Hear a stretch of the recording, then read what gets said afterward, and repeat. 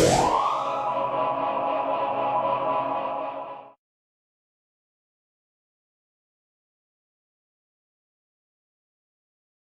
en el sentido de la calidad y de la cantidad.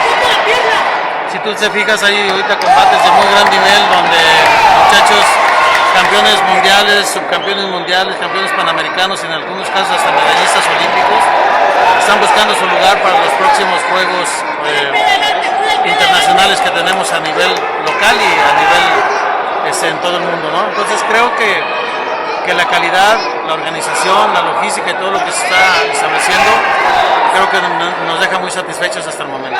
Fue una gran cantidad de competidores, ¿no?, los que asistieron. La verdad sí, creo que estamos saliendo hoy hasta muy altas horas de la noche, pero eso también sucede en los campeonatos mundiales y va a ser un muy buen modelaje para tener una buena competencia en el próximo campeonato mundial que va a ser en Puebla. Difícil entonces, ¿quiénes serían los seleccionados, no? Con toda esta gente. Un muchacho que quiera llegar a primer lugar tiene que pelear fácil 5 o 6 peleas de muy gran nivel.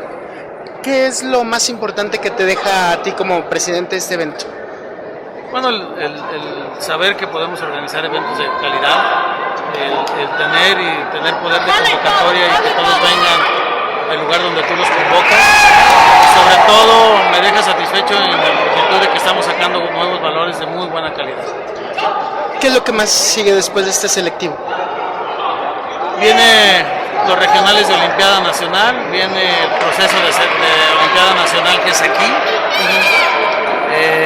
viene la preparación muy intensa de lo que es el Campeonato Mundial en Puebla y así, o sea, todo el año hay muchísimas actividades dentro de lo que es el taekwondo. Este año iniciaste con muchas cosas positivas, ¿no? Desde el aspecto de este selectivo, la capacitación para instructores, para jueces, ¿es el crecimiento importante que buscaba el taekwondo?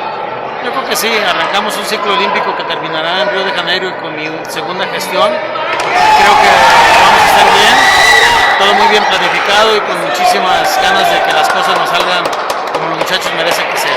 ¿México podrá estar en el cuadro de medallas en el Mundial? Es el objetivo y creo que el taekwondo siempre tiene que estar ganando medallas.